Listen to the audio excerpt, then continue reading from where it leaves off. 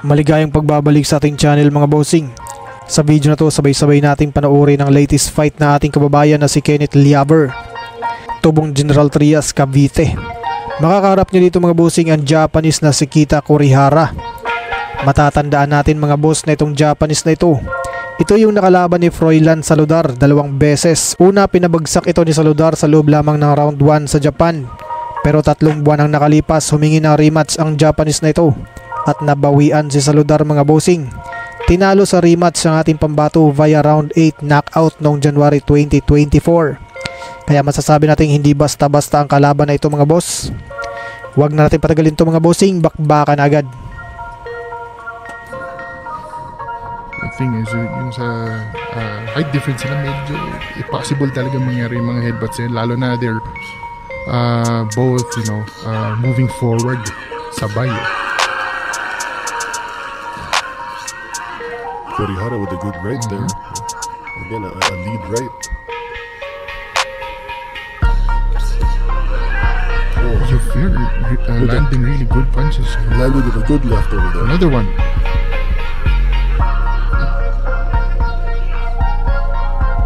Very careful siyang bumato eh.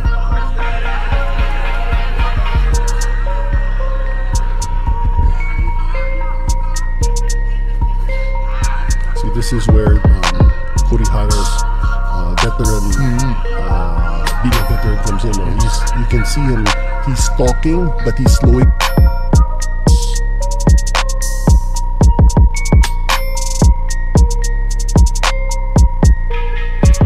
down the fight. No?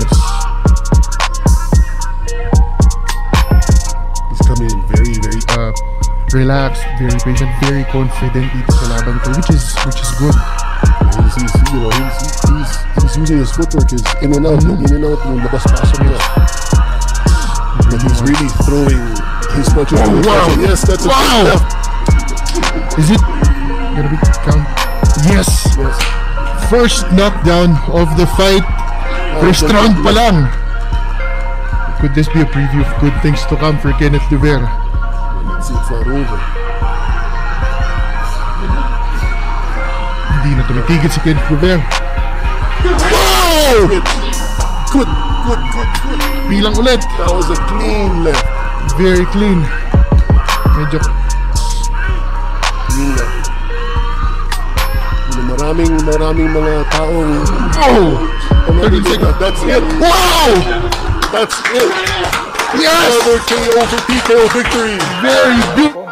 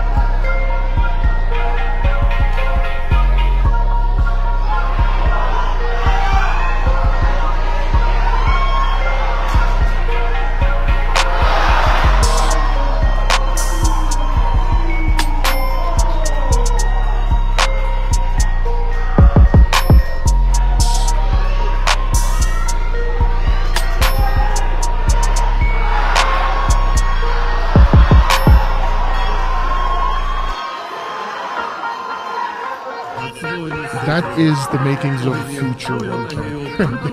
Well, you know, Hanggang dito na lang muna ang ating video ngayon mga boss. Kaya kung ngayon ka palang napadpad sa ating munting channel, mas maganda kung nakasubscribe ka na para lagi kang ma-notify sa ating mga bagong uploads. Maraming salamat sa inyong walang sawang suporta. Mabuhay, ingat po, and God bless!